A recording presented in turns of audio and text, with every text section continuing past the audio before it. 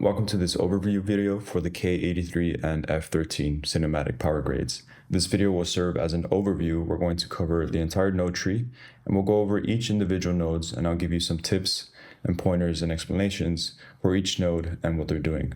I also wanted to quickly just explain the difference between the K83 power grade and the F13 power grade. Both power grades follow the same node tree structure, but the K83 look is based off of the Kodak 2383 positive film stock, and the F13 power grade is based off of the Fujifilm Eterna 3513 positive film print stock. So they are both based on different looks and do give you a different color aesthetic. And within the Look Lab, the custom built-in looks that were created for these power grades are slightly different to work well with each respective positive film print stock look. For the rest of this overview video, to keep things simple, I'm just going to refer to the K83 power grade, but everything that I mentioned in this overview applies as well to the F13 power grade. So let's go ahead and jump right in. The first thing we'll talk about is color space settings. The node tree structure has received a complete overhaul, and now it's utilizing a DaVinci wide gamut, DaVinci intermediate working color space, which basically means that this power grade is taking your footage, transforming it into DaVinci wide gamut, applying all its effects and all its adjustments within that large color space, and then outputting it again into whatever your correct display settings are, or whatever your desired output color space and gamma settings are for your specific needs. So the power grade starts off with an IDT node, where you will set your input color space and input gamma settings here in the color space transform tool. This is going to make sure that the rest of the power grade works well with your footage. If you do not set this correctly, the power grade will not work. Because this transformation is being done in the node tree, these are the color space settings that you want to use inside of color management. Set your color science to DaVinci YRGB, set the timeline color space to DaVinci wide gamut / intermediate, and the output color space to the proper output color space settings for your system. Working with DaVinci YRGB as your color science, this means that DaVinci Resolve will let you control the color management in your node tree. If you prefer to work in a DaVinci YRGB color managed color science, then you can go ahead and set that up by choosing DaVinci YRGB color managed, unchecking automatic color management, setting color processing mode to HDR DaVinci wide gamut intermediate, and then again setting your output color space to the proper settings for your display or for your needs. If changing the settings in the project settings didn't change anything, come over to your project, right click, go to timeline and timeline settings. Under color, you can check use project settings, or you can go ahead and set the DaVinci YRGB color manage color science for this timeline only. So if you prefer to work in that Resolve color manage timeline, disable or delete the IDT and ODT node and continue to work in the rest of the node tree. For the rest of this overview, I'll change everything back to DaVinci YRGB. I just wanted to quickly show you how to use this power grade in a DaVinci YRGB color manage timeline. So now let's dive into the node tree, and I'm going to quickly go over each node and give you some tips for them. So first up, as we discussed, the first thing you want to do when you apply the power grade is set your correct input color space and input gamma settings. By default, you should find the output color space and output gamma settings set to Rec 709 and Rec 709. But if you require different settings for your setup, then go ahead and change that in the ODT node. After the IDT node, we have a noise reduction node. This is where you can apply any of your noise reduction settings. The placement of this noise reduction node here is so that you can work with as clean of a signal as possible throughout the rest of the node tree. If you desire to apply more noise reduction nodes, you can do so at your discretion anywhere else in the node tree.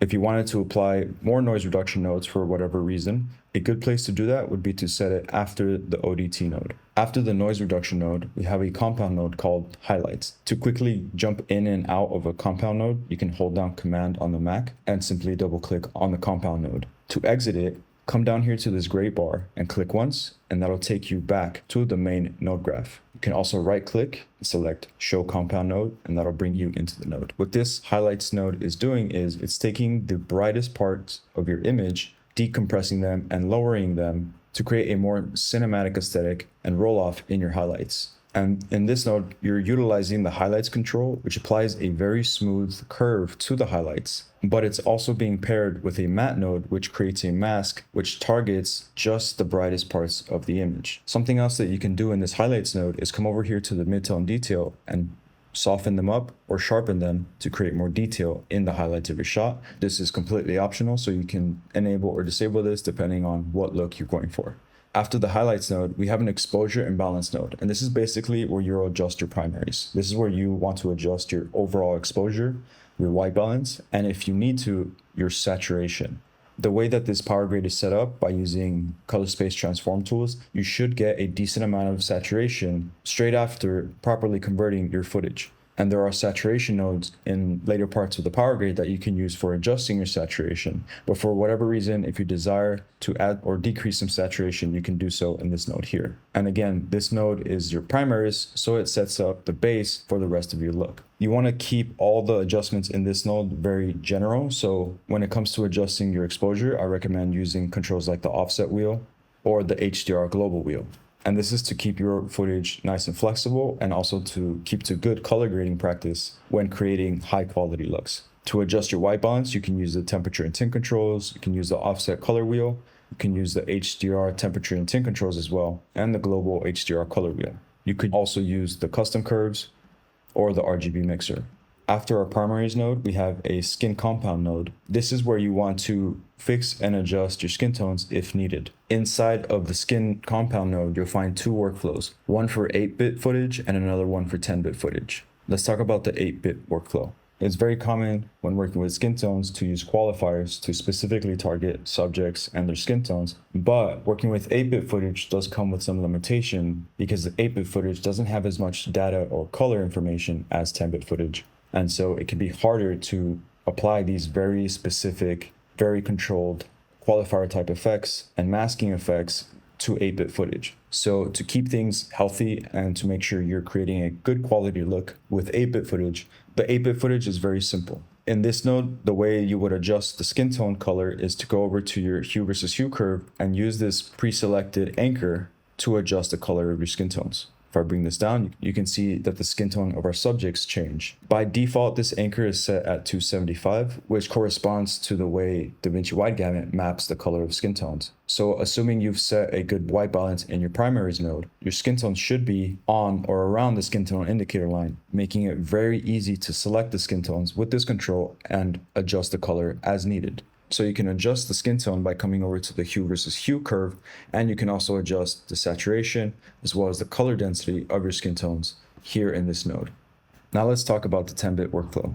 To turn on the 10-bit workflow, simply click and drag this over to the output. So first up, we have this 10-bit key node, which is selecting our skin tones and then feeding that mask into two nodes. A tone node where you adjust the color, saturation, and density of your skin tones, and a soft node where you adjust the texture of the skin tones. As I mentioned before, if you've done a proper job of adjusting your white balance in the primaries node, you'll typically come into this node and see that the skin tones have already been selected. But if not, you can go ahead and fine-tune that selection of your skin tones inside of the qualifier panel. And that's the only thing you want to do in this node here. Just fine-tune the selection of your skin tones. Sometimes colorists like to make the selection a little bit more specific and use power windows. You can also go ahead and do that in this node here. After you have your desired selection of your skin tones, you can come over here to the tone node and adjust the color of your skin tones however you'd like. The same preset anchors for skin tones are set in the hue versus hue, hue versus saturation, and hue versus luminance curves.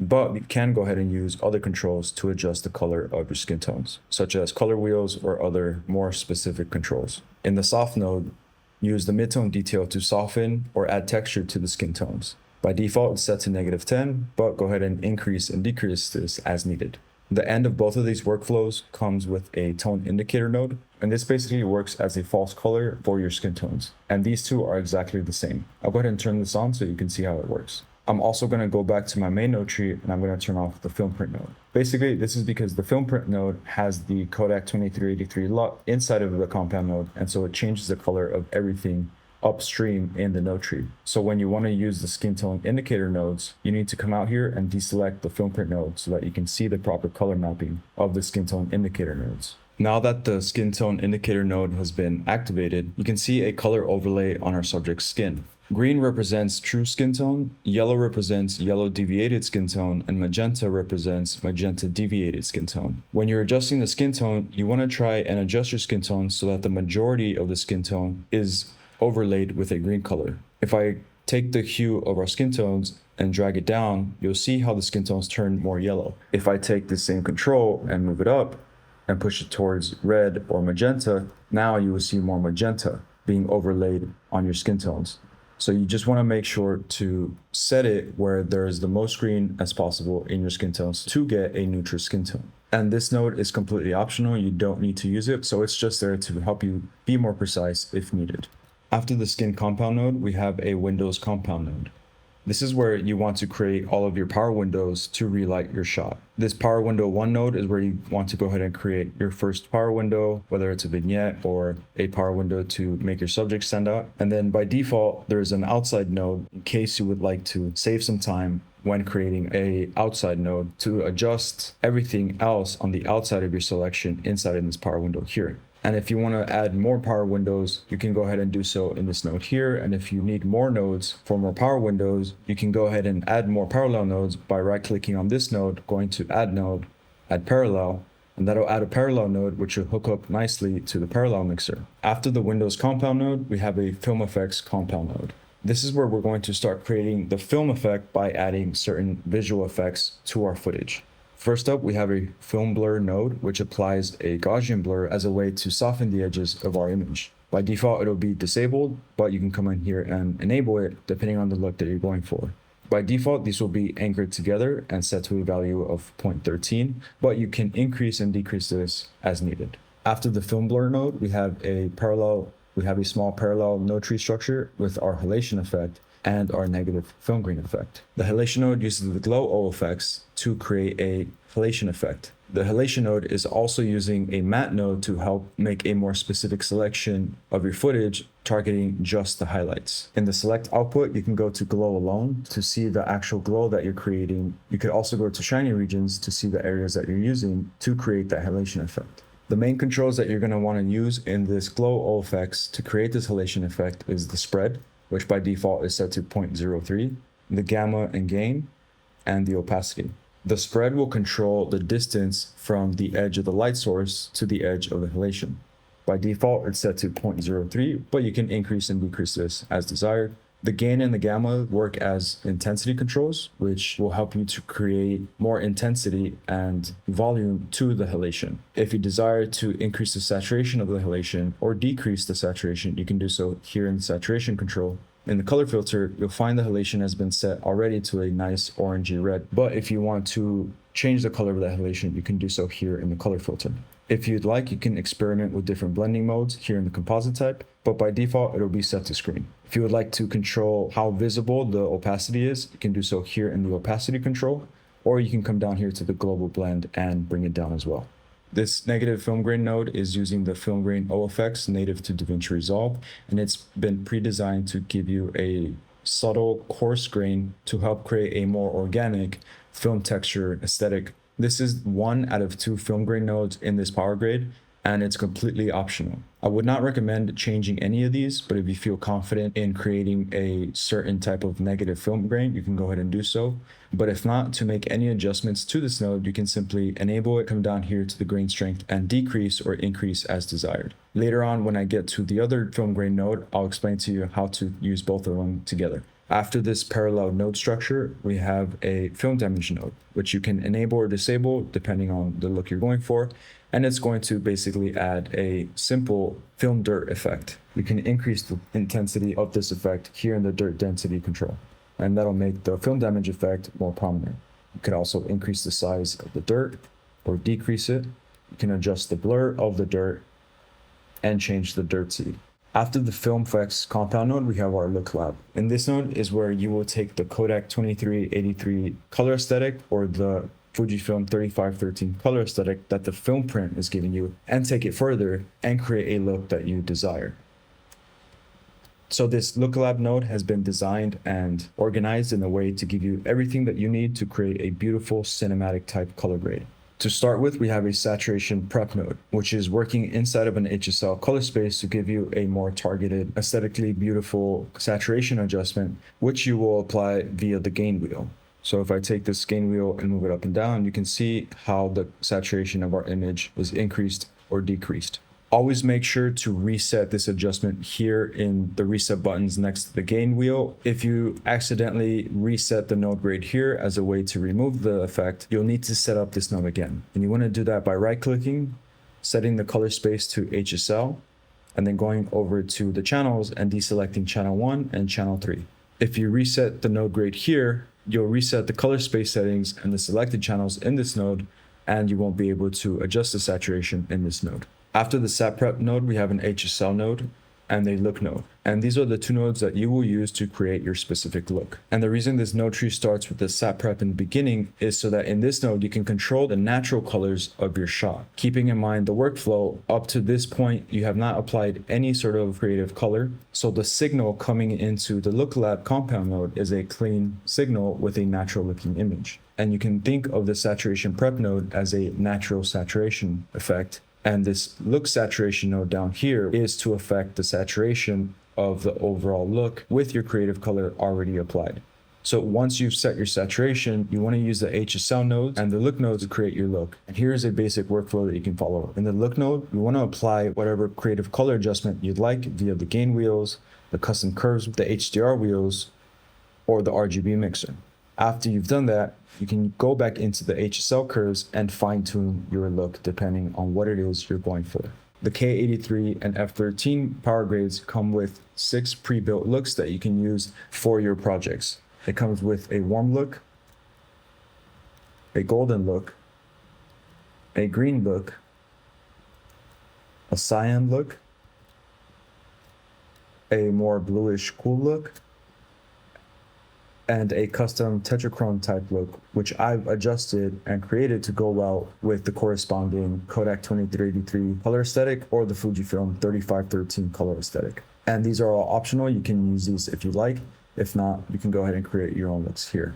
All of these looks have been set to a 50% opacity. So if you want to increase the intensity, you can go ahead and increase the gain here in the key output, or lower it to get a more subtle effect. After the custom looks node, you have a post contrast node. This is where you want to fine tune the contrast of your image. And you can do so with the contrast control here in the primaries panel. You can do so here in the contrast control and the HDR panels, which I recommend you use. And you can also go ahead and apply your custom S curve here in the custom curves. After the post contrast node, you have a look saturation node, which follows a similar structure to the saturation prep node in that it's working in a different color space, this time an HSV color space. And this is going to help you to not only add saturation to the entire look you've created, but add some of that beautiful cinematic color density to your shot. And similarly to the saturation prep node, the way to adjust the saturation here is to go over to the gain wheel and increase or decrease as needed. After the look saturation node, we have a density compound node. This is an optional node, but if you want to add a beautiful Kodak type color density, you do so in this compound node here. The RGB Kodak density node is creating a color density which is based off of the Kodak 2383 film print profile, and it's locked to remind you not to make any adjustments. You can just disable or enable it as desired. If you feel like you would like to see more color density in your image, you can come over here and enable the density node and work inside of the saturation versus luminance curve to lower or increase the color density in your image. After the density compound node, we have a sharpen node where you can sharpen your image via any effect or control that you'd like. And then after that, we have a global node where you can go ahead and apply any global adjustments to your overall look. After the Look Lab compound node, we have our film print compound node. And this is where you're getting your Kodak 2383 color via the improved Kodak 2383 film look LUT. This is based on the Kodak LUT inside of DaVinci Resolve, but it's been improved to work in the DaVinci wide gamut color space and also to provide better color response in commonly problematic areas. After the Kodak 2383 LUT node, we have a film temperature node, which uses the chromatic adaptation effect inside of DaVinci Resolve. And basically, this is where you want to adjust any overall color temperature to your image. Because we are working downstream in the node tree graph towards the end of the node tree, you can also think of this film temperature control as part of your overall look development. In that, if you decide you need to warm everything up, you can go ahead and use this film temperature node, come over here to the Kelvin control and warm up your image. Or if you want to cool things down, you can go ahead and cool things down. you'll find that this chromatic adaptation film temperature effect creates a more naturalistic, subtle adjustment to your color temperature or tint. A good example of when you would want to use this is if you're working with a client and your client likes the look you've created for them, but they want everything to be a bit warmer, you can go ahead and come into this node and just warm everything up, and it'll help to maintain the special custom creative look that you've created in the Look Lab node. After the film temperature node, we have an analog node, which you can enable and disable. This will help you to create a ceiling and a floor, which will help in creating a more filmic response in the highlights and in the shadows. The composite mode of this node has been set to luminosity so that you are only affecting the luminance channel in the shot, which means if I go ahead and increase the shadows and lower the highlights all the way, you can see that the color is unaffected. If you are working in a version of DaVinci Resolve, which doesn't have composite mode for the nodes, then you can go ahead and only select the Y curve, which controls just the luminance curve, and that'll give you the same type of effect. After the analog node, we have our second film grain node, which is going to apply a softer film grain. So this positive film grain node and the negative film grain node, instead of the film effects composite node, are working together to create a more realistic, organic looking film texture effect. And I recommend playing with the two grain strengths in both nodes to create the film texture that you'd like. If you have any questions about the structure of this node tree or specific nodes, you can always reach out to me via direct message on Instagram or my email.